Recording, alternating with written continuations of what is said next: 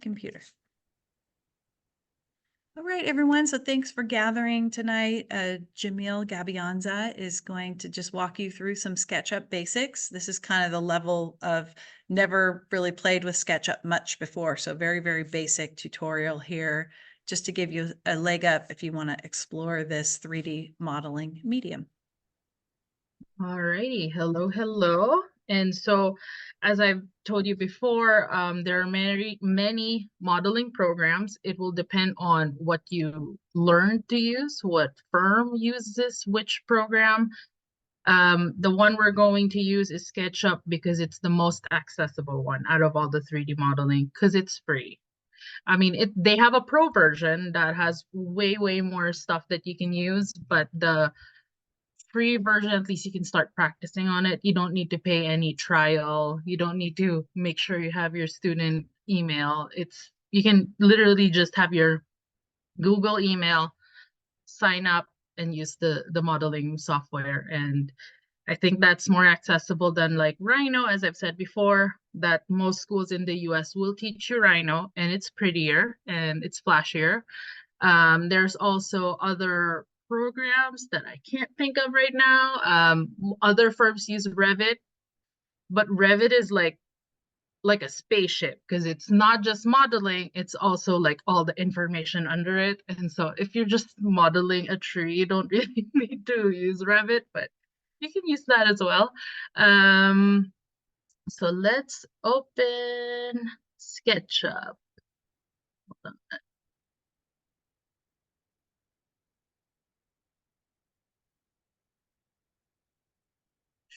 Share screen.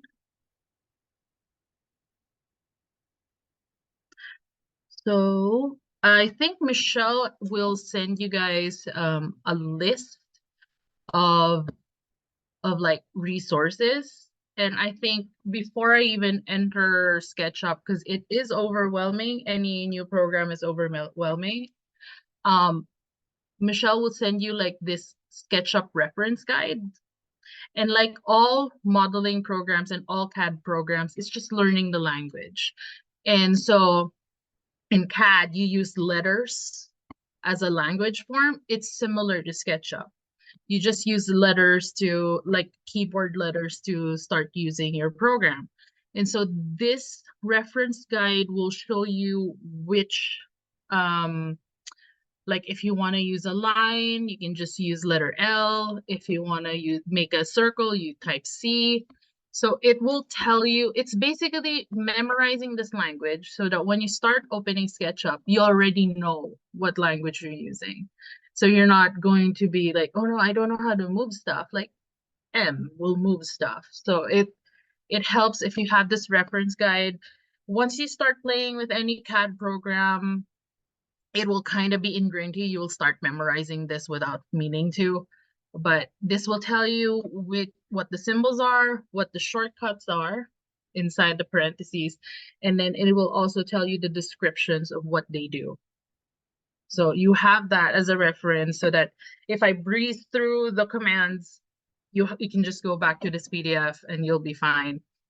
You will see that some of them have pro beside it. It means unless you pay for the subscription or you have a student trial subscription, you won't be able to use those programs because it's only for the paid version.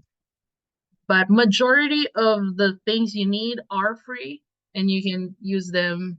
You don't have to pay for them. But the fancy stuff, yeah, like the sandbox, these are all paid for. And these are like if you have like mounds or like dips like that, then you do need to pay for those. But that's in the future.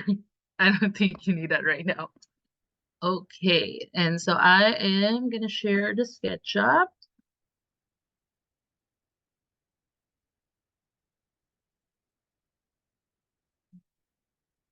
Share.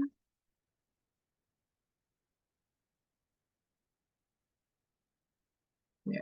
Okay, so once you just go to sketchup.com and you register. So you can just click the link here. I don't know if you're seeing my screen, but um you can just put any email. It can be Google. It was once owned by Google, not anymore. You can put a Google email. You can put a Yahoo email. You just need to register an email there. And then once you enter that, it will send you to a homepage like this. And then you just create new. And then it will look like this. This is the standard plain view, the screen view of a SketchUp file.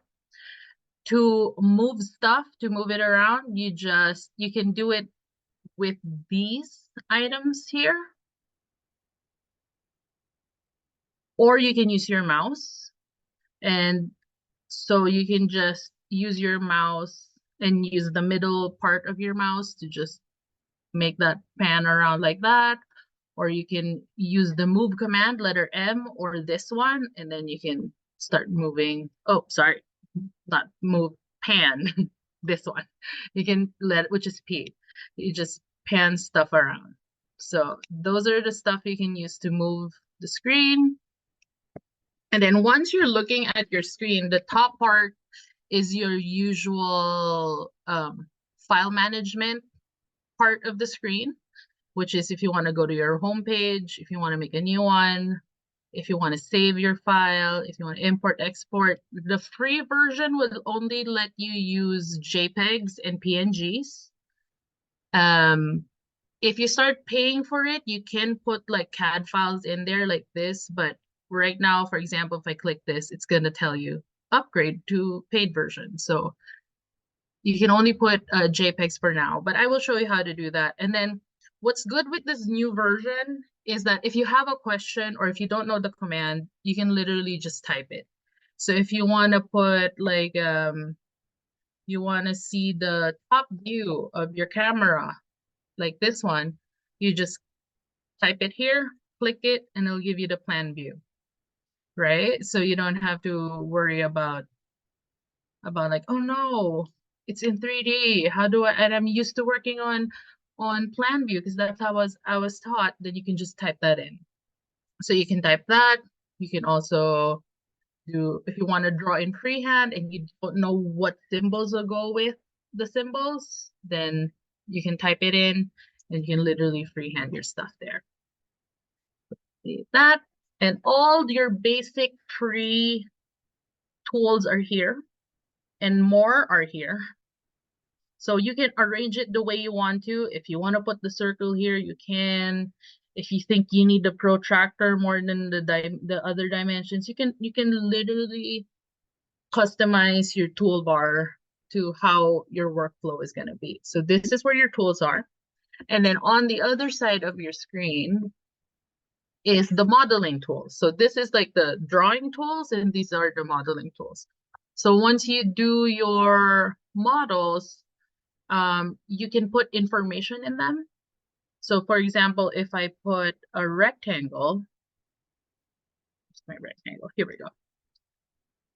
A rectangle here, and then so I drew a rectangle like any other model. You just click one side to one side, and then this one is the select button. I select this item, and now I can look at the entity info. It's going to tell me what they are, like what the materials are. Eventually, if you put materials are, you can put it in there. It's all the information of the model that you put. So it's like a properties tab. And then the next one is an outliner. This is more of if you have a lot of stuff, like you can plan your drawings in SketchUp, then you can make it into, you can use SketchUp and outline it, but you need to upgrade for this one, so I would ignore that. The other one is instructor. It's similar to the search button, but this one actually explains to you what the tools are. And then the next one is the 3D warehouse. So if you have an item that you already know that you're going to use, like you have a furniture, lounge, for example, a lounge seat that you want to use, and you can find a model, Some companies already have SketchUp models and you can just download it from their company website. And then you can just choose the one you want, and then you download it, and then you can put it in, plunk it in. You have your model in there already. So you don't have to make furniture from scratch. You can just go to your 3D warehouse right here. And then the next one is the materials. Like, what if I want to have a green base like that, or a maroon? And then most of you can search them. There's so many, like you can literally put grass if you want to put grass. There are so many materials that you can use. You can even search it from the 3D warehouse, because some people make their own models from pictures. You can get it from the 3D warehouse as well. So that's the materials. And then the tagging. So I don't know if you guys have experience with Adobe Photoshop, but it's kind of like that, where there's layers. You can have layers. So for example, this one is not in any layer, but I want to put it under the base layer, for example, base 2, that's already taken. And so I can just go to the tag, put the layer I want, which is base 2, and then go back to the entity info at top and put it under base 2. And now if I want to turn that off, I can turn that off without deleting it. Turn back on, turn back off. So it's like the layer tab of Photoshop. And then we have the shadows, if you want to put shadows. If you add your location, your model shadows will be more accurate with whatever time zone you have. But if you don't have one, just put the time zone you want. You can adjust the time and date, and it'll give you shadows. So this one, for example, if we add shadows on that one, it will show up like that. I can change the time, I can change the date, I can change how light or dark it is. There's usually dates that like architects use, which is June 21, September 21, and March 21. Those 3 dates are usually the ones used, and the times are usually 9 a.m., 12 noon, and 3 p.m. So those are the 3 days and 3 times that are usually used for shadow studies.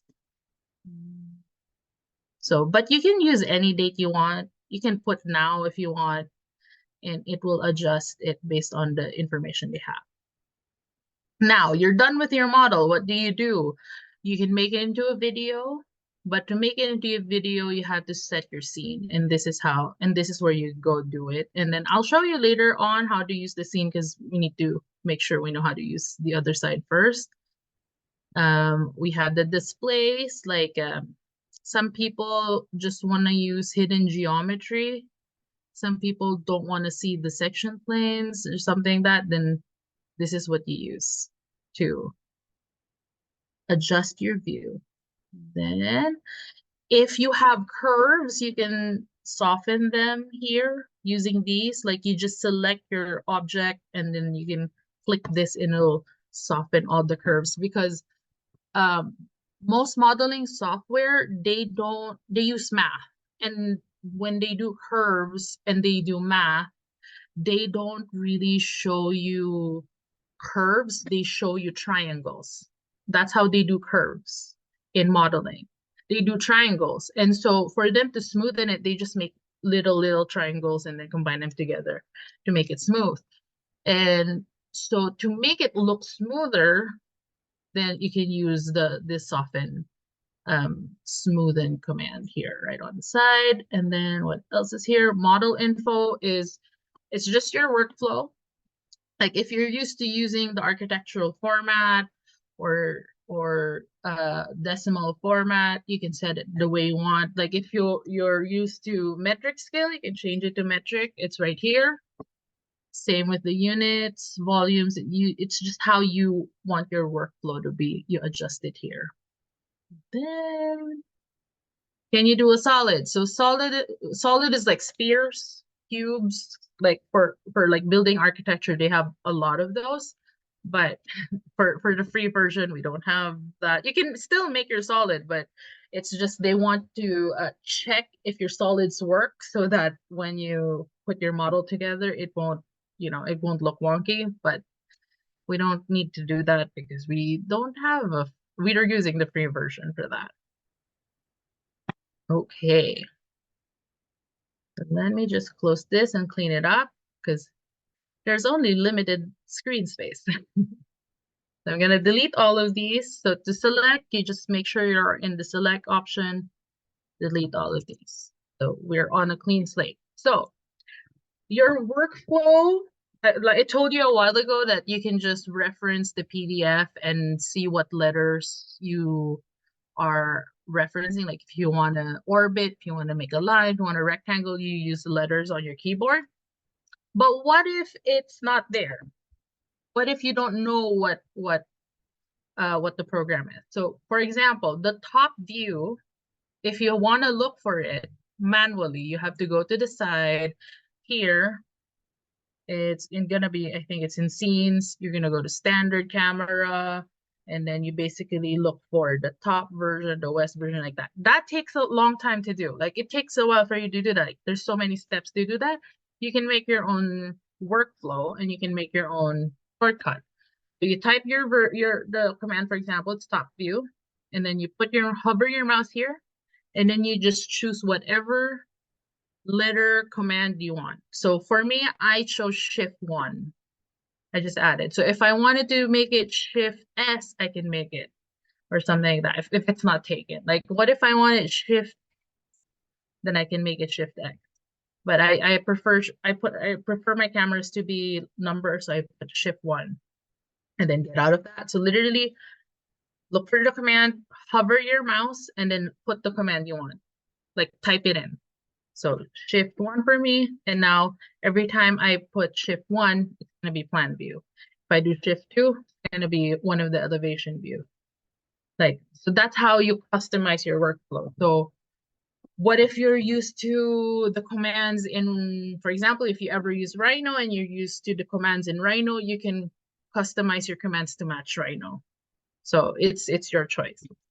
So I heard that you guys are doing the sculpture garden. And so maybe I can teach you how to start with that if you want to play with the sculpture garden. And so I'm going to show you how to import that plan view because you need to work on the right scale before you do anything, right? So I'm going to look for that. And then it's going to tell if you pay for this program, you can use any programs that they have here at the bottom. But since we're using the free version, we can only use the SketchUp file if you already have one, PNG or JPEG. Those are the only 3 files you can use for the free version. So let's look for that. And then I know I have it here. And then, so once you import your file, it's going to ask you, do you want to use it as an image or as a material? So I told you a while ago that you can customize your own material. You can do that. If you have a picture of a wall texture that you want to use, you can use that as a material. So you just click material and then it'll show up on your materials tab at the side. But since we're using it as a base, then I'm going to put image instead of material. And you can just snap it at the corner. And then we don't need to worry about the scale yet. I'll show you how. So just snap in a corner and then snap it. And so if you see these 3 lines, you see there's colors.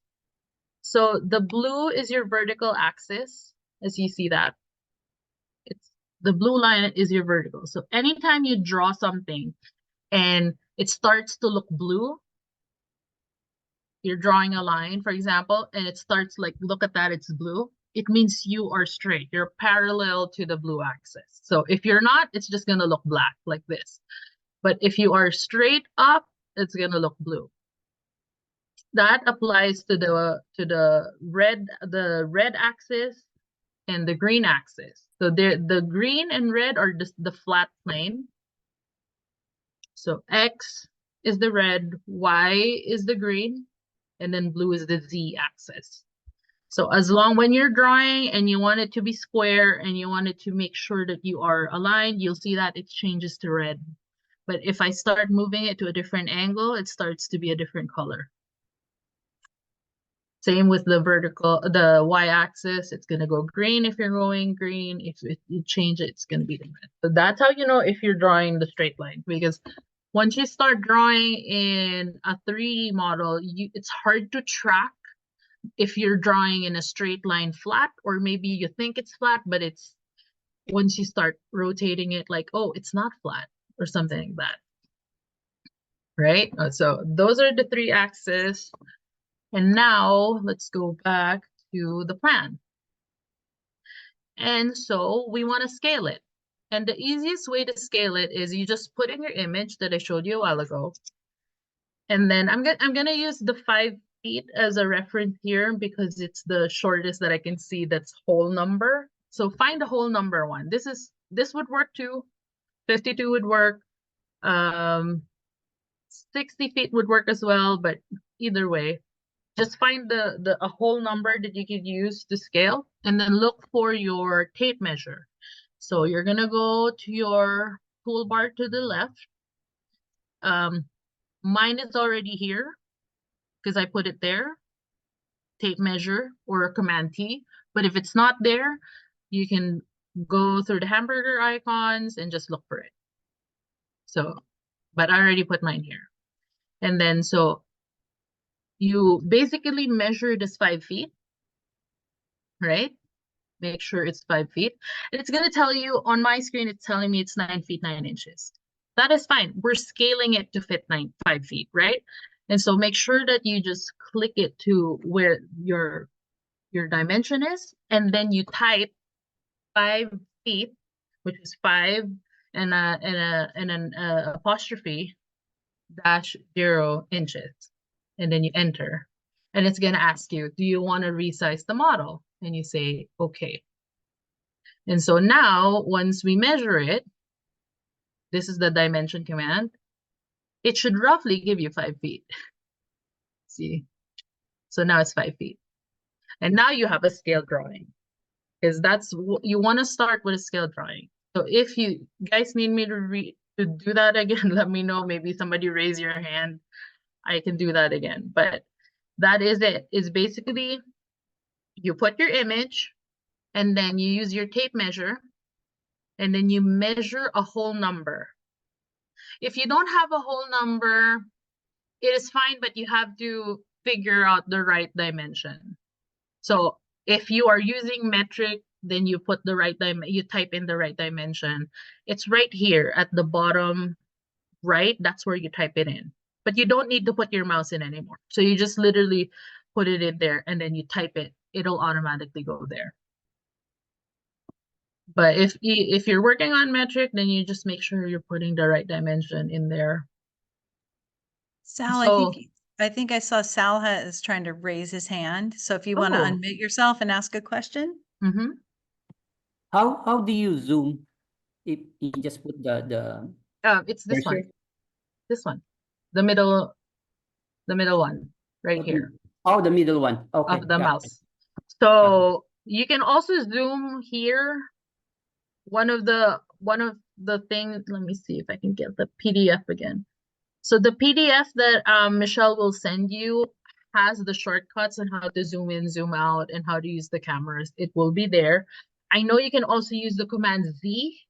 I barely use it, but if you type Z, you can zoom in, zoom out. It will become a magnifying glass, and you can zoom in, zoom out. But the workflow, it depends on you, but it's usually you just use the middle point of your mouse, and then if you want to orbit like this, you can type orbit, you can press O, or you can just use the middle of the mouse. If you press it, it will orbit.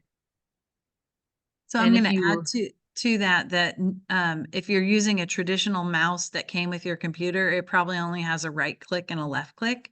So if you're using digital programs, we get a mouse that has in the center a little wheel on it, and that's how she's zooming and panning around so quickly. Yeah. Thank you. No problem. And if you want to pan, apparently it's H. I thought it was P.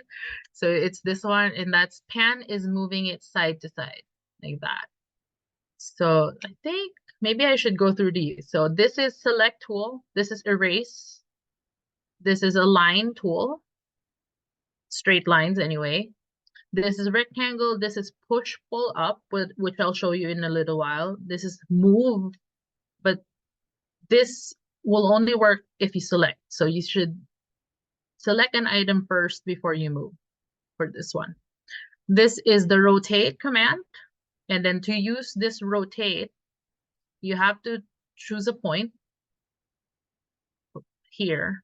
And then you basically, if you, like, for example, if I'm rotating it from the red axis, you see that?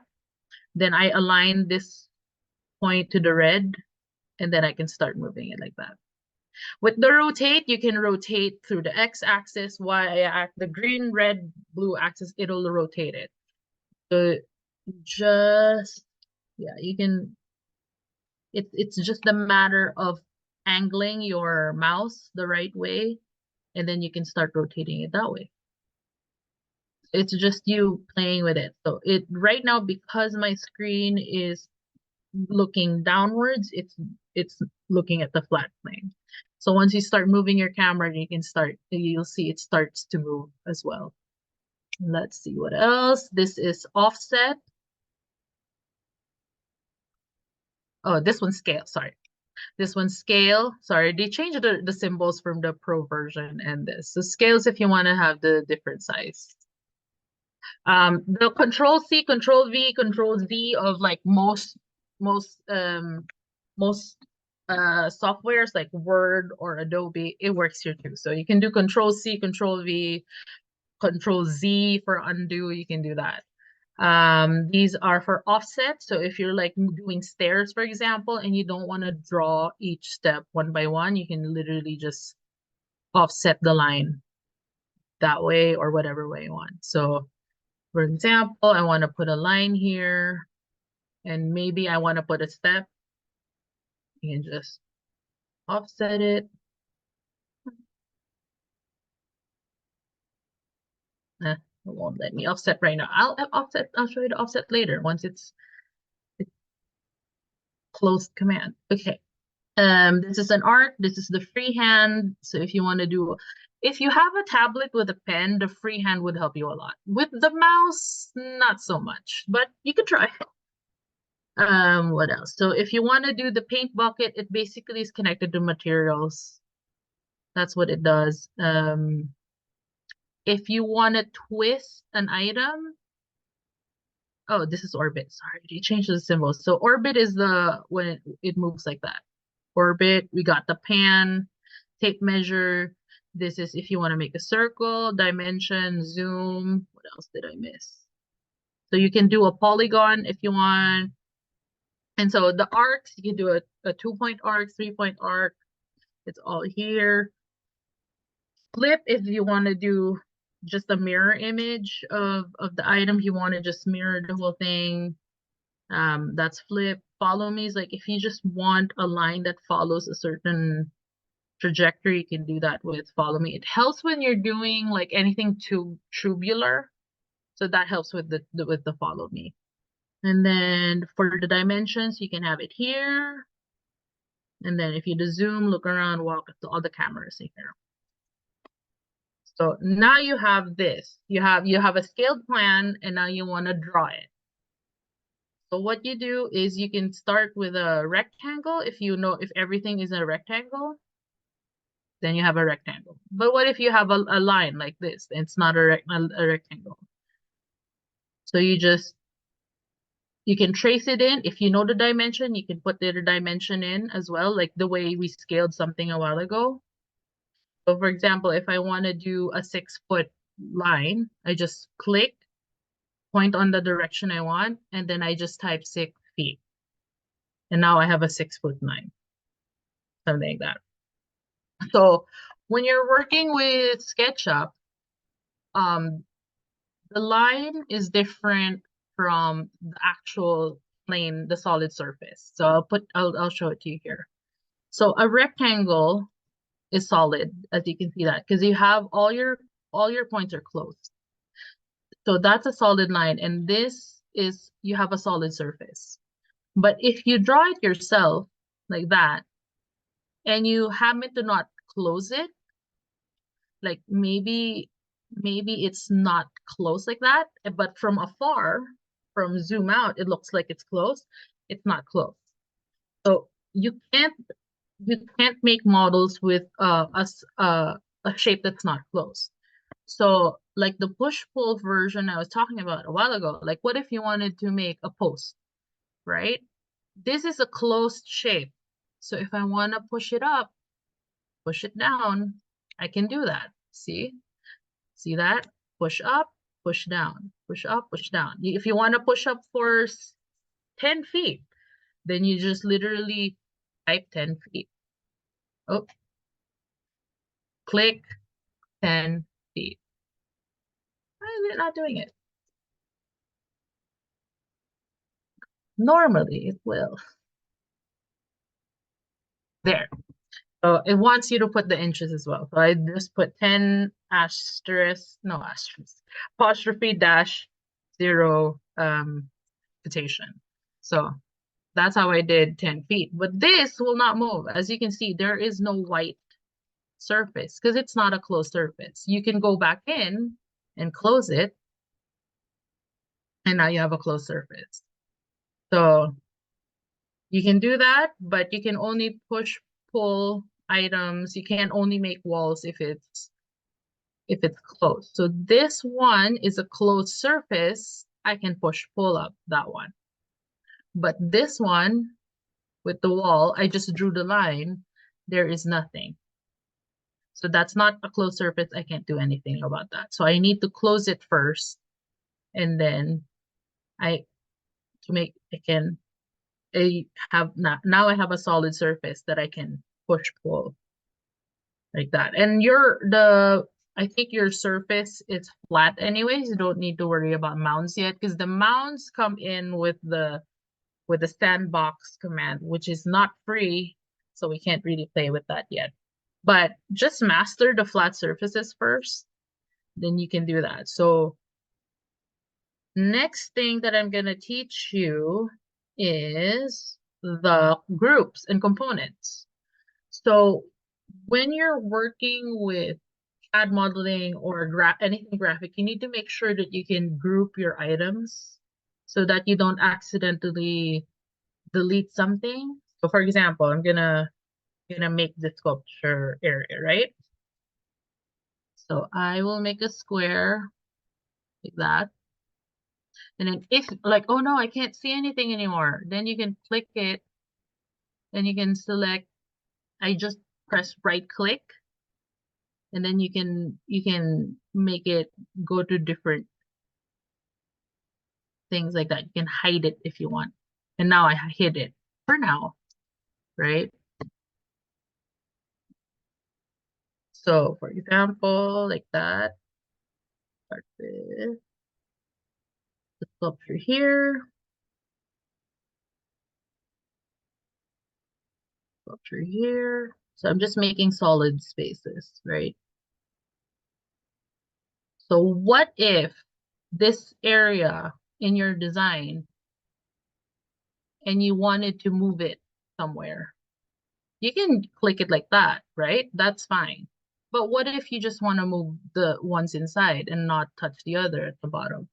So what you do is you select the items, so this, and then you don't want to move this surface, you just want to move that surface. So what you do is you click shift, and you'll see the plus minus. Once you click shift, then you can add or remove stuff. So if I want to add a line, it'll add it. See, that became blue. If I don't want to add it, I just click that again, it becomes black again. Same with the surface. And now I have that. What you do is you group it. So there are many ways to group it. You can use the command G. You can type it here, type group here, or you can do right click and make group. And now it's a group on its own. Oops, I added a picture. Let's do that again. Here, and then deselect everything, and then make group. And now if I want to move it, you can move it like that. Now, what if like this one, I have this and I just want this part and I accidentally added those lines at the bottom?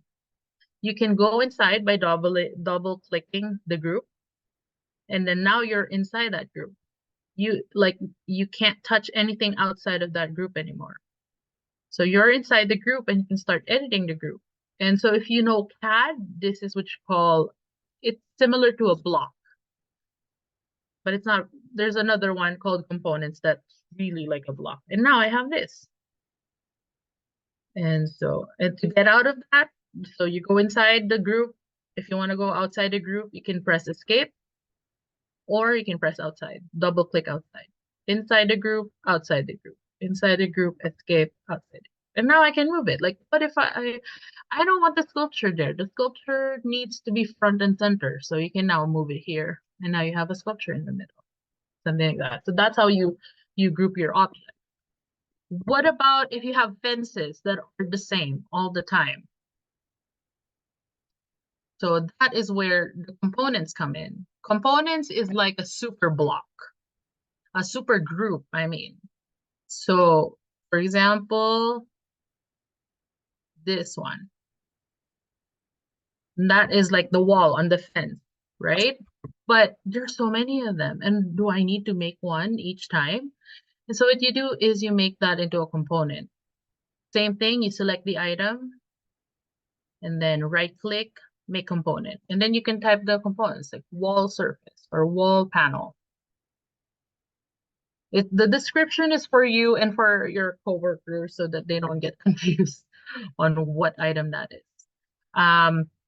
There is a thing here. The only thing you need to double check is the always face camera option right here in the component, because you can make trees into a component.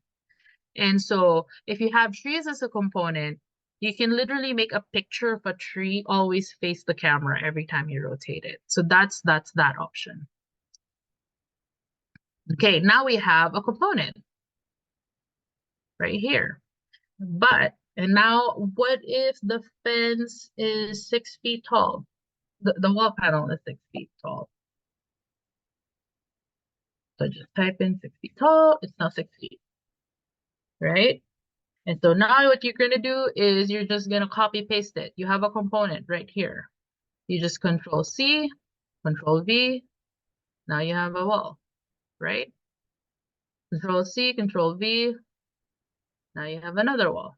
But what if like, oh, Michelle told you it's not a 6 feet wall, it's a 5-foot wall. Now you don't really want to go back and change all the walls one by one. So you can just click one of the components and then you just adjust it and it'll adjust all the components of the same name.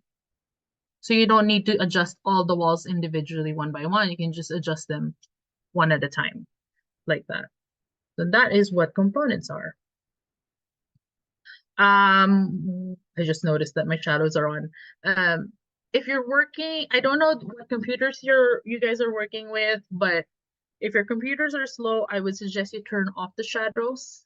You can turn it on later once you're like done with whatever scene you're making, but for the beginning, just turn it off because it will slow down your computer so much. It will freeze sometimes too. I have my settings to save every 5 minutes. You can make it like every time your computer saves, it's gonna slow down. So you can make it longer, but it's a risk first. Like you can make it save longer, but what if it crashes before it saves? So I would play around whatever your workflow is. I don't know what your computers are. If your computer is pretty slow, then you can also save it by manually. You can literally save it here, but it will, or here, it will save it here. But if you're working on it, it will auto save it with the time that you decide to set it. So what else do I need to show you? So maybe you could put it like the panels are an exposed aggregate. So show them how to put I'll put a material. Mhm. Alrighty, so this one, because it's a component, I only need to put a material on one of them, right? So go to your brush, your paintbrush here, or you can go to your materials here at the side. Both would work because they're connected to each other. And then the home, if your computer would default to just the home page and it'll just show you basic colors. But if you want more, you can search it here, just literally at the side. And so if it's exposed aggregate, usually you get lucky and it's already there. Like the tile work is here, water is here. Like if you want it to look tile like this, you can literally do that. But if we're doing exposed aggregate, so I think the closest one we have is this one. So we just click it there. And then you can change the size. Let me just close this. Normally, you can change the size. Texture. Oh, that's not it. Okay. Is it this one? Okay.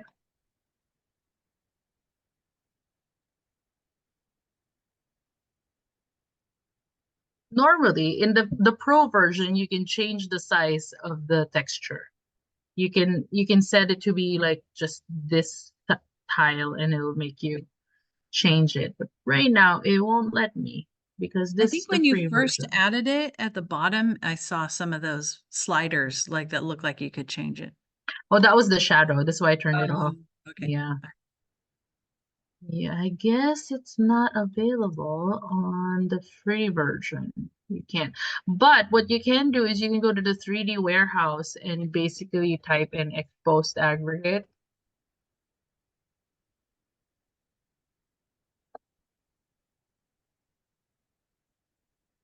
Or texture. You can put any texture you want. Sometimes you get lucky and it's there, like this one. And then you can download it to your as a model. It's okay. Yeah, so high picture models are gonna be very heavy, as we say in Photoshop in SketchUp, and so now you have a lot more. And then what you do, oh, I guess I duplicated it. Hold on. I accidentally put it inside the component. I'm gonna take it out of the component.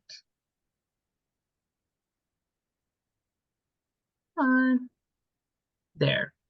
So now you have a set of materials that you can choose from, and you can go back to your materials. And then, where is the thing? No, they took it out. Oh, there we go. You can upload the material here if you have your own materials. So normally there would be like an eyedropper tool, and you can literally just select the material and paste it there. They removed it from the free version. So they want you to just upload it. You save the download. You download it to your computer. You download this material to your computer, and then you upload it here. So that's that. But that's a bit advanced. So I would stick to these for now. So you can just change it like that. Like that. You want. It's sad that I can't change the size anymore. So if you start doing the 3D models, they're gonna look really artificial like this.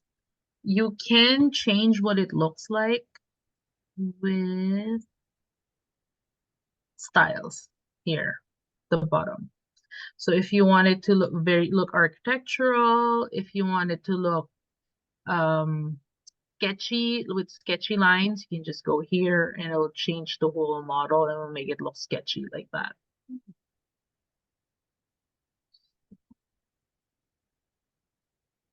So yeah, it depends on what look you want. If you start using the paid version, some of the like the studio version of this, they have what you call V-Ray, which is another rendering tool that you add to your 3D modeling where you can make it look really realistic. Another one is Lumion. You can make your models look realistic because the materials are kind of iffy with these. So if you want more materials, you can use the rendering programs to do that. But I honestly just use SketchUp for perspective views, and so I want to have my own materials. I put my materials through Photoshop. I don't put materials through SketchUp. And then what else? Themes. I mean, so yeah, you can make a wall now. You can make a fence. To make a fence, you can import your own fence. You can make it one by one where you actually draw each post and push it up, and then whatever design fence you want, your choice. It's how you play with it. And so we want to put, for example, you want to put a tree in it. And I'm going to show you the two types of trees you can put. I'm going to 3D model the 3D warehouse. And so the prettier trees are 3D. And I usually, like, if I have a supercomputer, then I would put a 3D tree as well. But I do not have that. And so if I put this in here, for example, see how slow my computer became? Because each of these texture is its own line and it's very heavy. And imagine if you have trees along this whole planter area. For example, if you put like 5 trees here, your SketchUp is going to slow down so much. It can even crash your computer.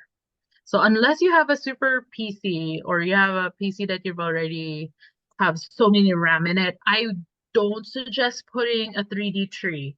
Unless you're doing a video and you have the computer for it, then yes, go put a 3D tree. What I usually use is a 2D tree. So you just put tree, 2D. Sometimes if you're lucky, somebody puts the actual species name in there. Do I have a species here? I guess not. Sometimes they put the species. So choose this, download. Nope, that's still 3D. So if you don't know if it's 2D or not, you can click the item and then it says view in AR. And then you can just follow all of that so you can see the model. But I usually just download it and delete them if it ever comes in. And then there. And then because we don't know what the sizes are, that's where you have to resize your tree. So what I do is I click the item and then scale is here. And then I just resize it to whatever height I think it should be. So this is 6. This is about 18 feet high. And then move it here. And what's good with this is, remember I told you about components a while ago?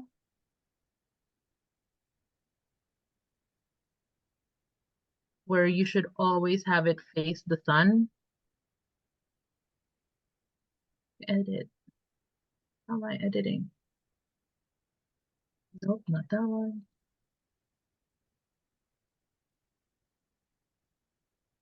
There we go.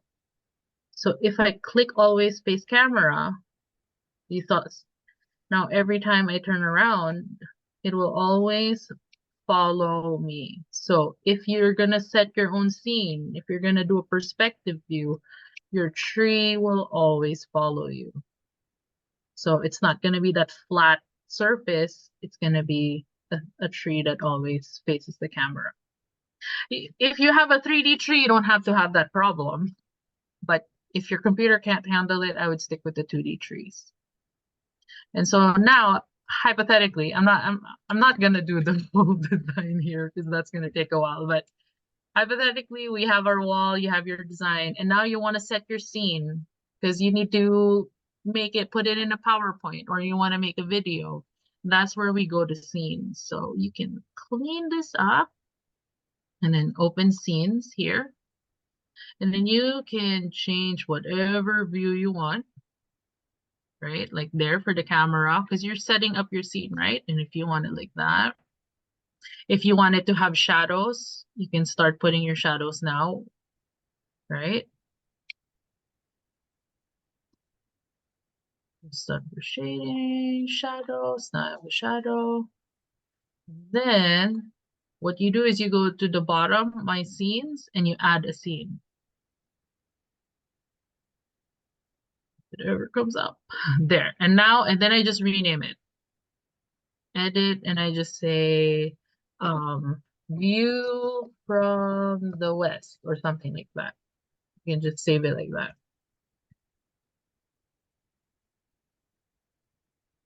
And now you have a scene. So every time I move it around, like what if I'm making another model here? I'm gonna put another view here. So I just add another scene. Okay.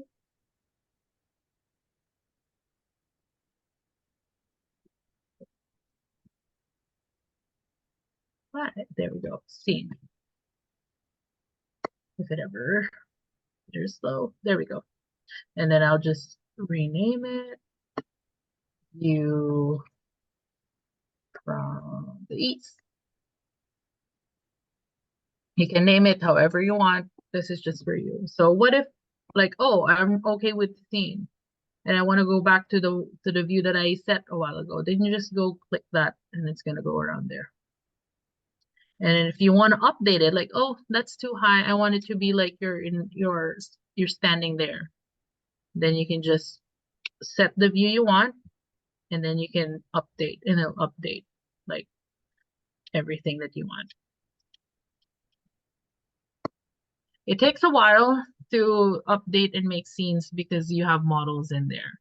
If you want it to be like realistically, like you're walking in there, you can, I know you can do the position camera.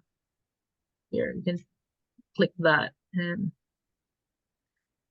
if my computer was fast enough, it will show you a view where like that, where like it's like a human size view of what a human would look like, what the human would see.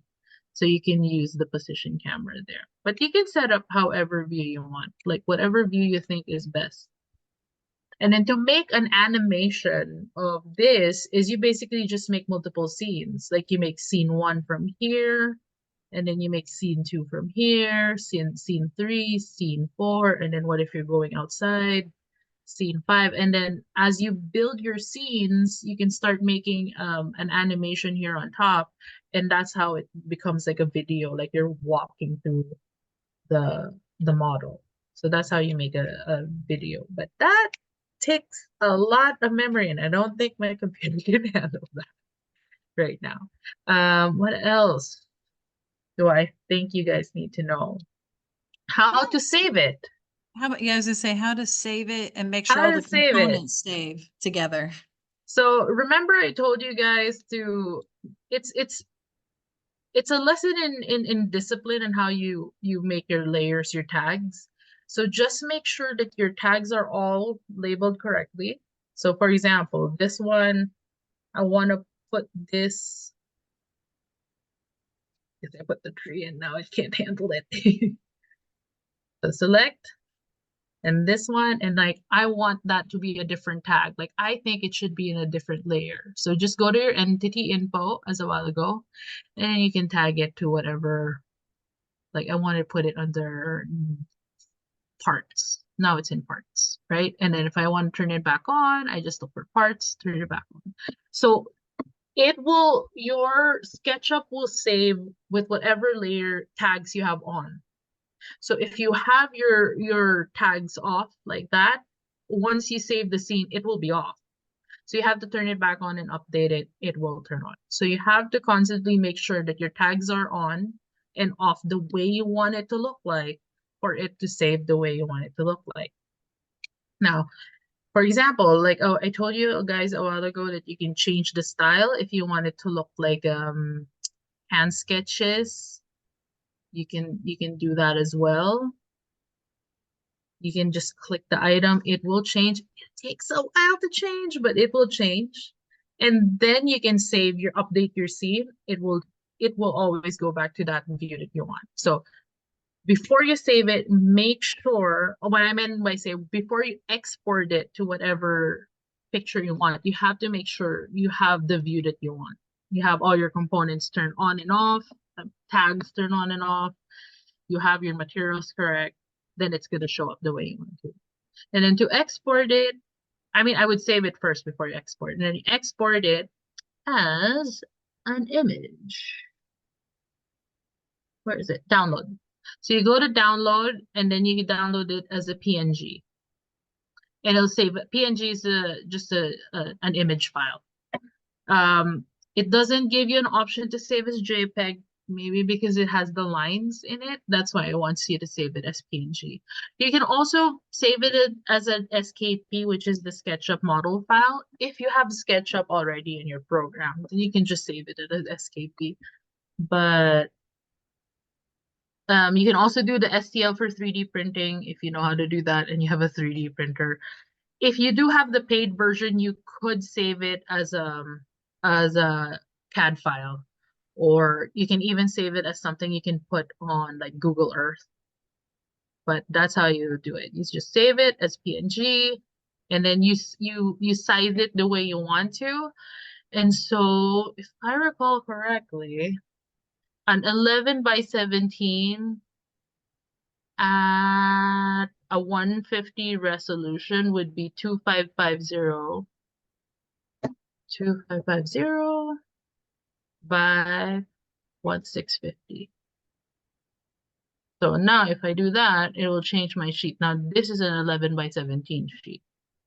So how did I find this? I just went to Photoshop and set the sheet size, and then it told me what the pixel size is. You can probably Google what the pixel size is for the sheet size you want. But for 11 by 17 at 150 resolution, this is the pixel size for 11 by 17. You can set it whatever size you want, but for 11 by 17, it's that. You can make the background transparent if you don't want that style. If you don't have a scene set, you just wanted to turn it around, you can literally do it here at the side. And then you just export it. And it'll save into your file. It'll just download it. Now I have a PNG of the model that I did, which is this one, which is not being shown. Hold on. So it'll save as a PNG, and see if I can share that. It won't let me share it right now. I guess I have to. Yeah, you'd have to stop and then open up the PNG and then share. Yeah, then I'm not gonna do that. That's too many steps. But it's just gonna save as an image file that you can start using for other things. If you want to save it as an animation, you can as well. But I think you need to have the paid version for the animation. I think, yeah, because you can only export as a PNG or an SKP, so it won't really show you the animation for the free version anyway. But the paid version will show you that. And so once you save it, you can change it. So they have their own way of saving files, which is their cloud service. You can save it there, but you can also download it. You can download the SKP file. So if you download it as an SKP, it's gonna tell you, like, do you want to purge all? It's just telling you that you have lines that you don't use. It's just gonna tell you to clean it up. And so you can now open it. So if you save it as an SKP, you can now open that file. Did I download it? No. And then, and now, where is it? Nope. It wants you to make a new one. So once there's some cloud storage available, once you're logged in, there's a certain amount that you can save in there and not have to worry about downloading. Yeah, but I would, yeah, if you want your own copy and you don't want to be dependent on the cloud storage, then I would, Mhm. yeah, I would just save it Just as an make sure, SKP I think file. it's like, it's always, I think when new students, it's just important to save it. Just save it somewhere to start with. And then, Mhm. as long as you've Yeah. got it saved on your cloud, then you can go back and download it. Yeah. So yeah, if you want to save it on the cloud, you can. But if you want to save it as SKP file, then you can as well. You have those options. What else? Am I forgetting anything? I would say, because I inadvertently ended up having to run class here, my battery is rapidly going down. So I have a little charge left on my computer. But so if you guys have any questions for Jamil, now's a great time while we're still recording. Mhm. Other than that, we've been at it for over an hour. So if you don't have any questions, I'm going to let Jamil go. Can you go back again to save? So how you gonna save it again? You go to save, click save. Sure. I also saw a raised hand under Pejman, but let's do yourself first. If you want to save the file as do you mean save the document or save the PDF, like export it? What do you mean? Export it. So Export. export is you just go to this three-line hamburger Okay. icon and then you go to download. Download. Okay. And then PNG is the Mhm. image file that you're saving it. SKP is the SketchUp file that you're Okay. saving it to. Okay. Okay. And then the next question. Man, you're muted, but so I think you'll. Yes, yes, thank you, thank you. So first of all, thank you, Jamil. It's kind of it's kind of surprising me how you covered everything in like a one session. It's I it's feel like just it's amazing. overwhelming for most people, so I try to simplify it as much as I can. No, thank you so much. I really appreciate that. I just wanted to ask you about the like, as you mentioned, I usually get the export my file from Rhino with the Mm-hmm. DAE format and take it to Lumia. So Mm-hmm. my question for you is that like what would be the best format from the schedule that I can export and then import it to the Lumion? Because Hmm. with the with the colors and the same Yeah. materials how Lumion works, so you always put the same colors in Rhino and then take it to the Lumion. Mm-hmm. Mm-hmm. But I I don't know think with schedule. if I recall correctly, Lumion also has a capability for SketchUp. So you can just literally put SketchUp in Lumion as well. I think, remember? No, you're You right, mean because like I know the other firms do it. So that it would be the Yeah. SKP, your native file, right? Yeah. And okay. then you'd open it. Yeah. If you do the paid version of SketchUp, Mhm. usually they already have V-Ray integrated into it. So you don't even need Okay. to transfer to different programs. But if you're doing a free version, I would go with the native SKP file because that's Okay. how it. Um, Perfect.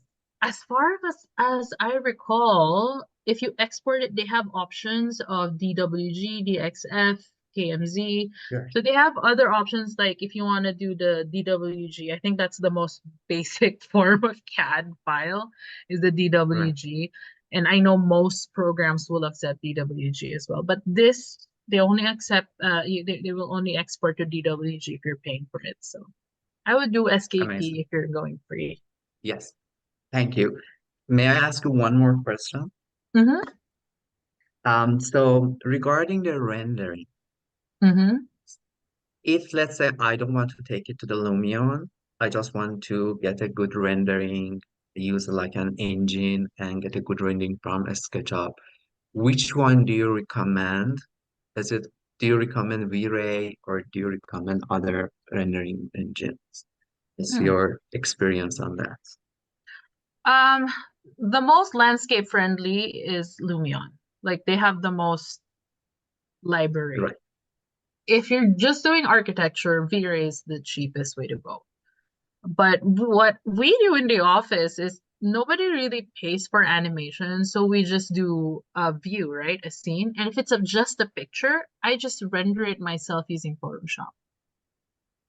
Okay. So yeah, I just literally choose for I have like so many free textures online. I use those texture and I render it myself one by one, as opposed to using the 3D models, the V-Ray, because most of the time companies will not pay for those. So the Right. access to there's no access to it. So I know a few years ago there was a brand called Twilight, and that was just like $100, and it wasn't a Oh, subscription, and you can just pay for one and you're good to go. But I don't know if that's still available now because it's been years. So yeah, if you have access to Lumion, do Lumion. But if okay. you So don't, yes, as I understood, if you don't have access to the Lumion, you just export just like a plain JPEG, mhm, export it from a SketchUp, like from your viewpoint, and then take it to the Photoshop and yep, kind of post-product it there, right? yeah, yeah, Ah, yeah. That's the the thank you. the the Yeah, cheaper version to do it. right. Yeah. Yes, that's true. That's very true. Thank Mhm. you so much, Jamil. Thank you so much, Professor. I appreciate it. Do we have any more questions? Well, I agree. Thank you, Jamil. Like, this is outside the realm of what I do. This is why, because Jamil's amazing at it. And I've played around with it enough that I know it's easy to use, because if I can use it, anybody can use it. But like any program, there's a learning curve to it. So hopefully this helps with some of the basics. And luckily, this first design you're doing is very flat. So I think it's a great place to start and explore SketchUp if that's a skill you're Mhm. interested in using. And then I think I sent you the links on where they can further watch. Like there is a YouTube channel where they will teach you how each tool works.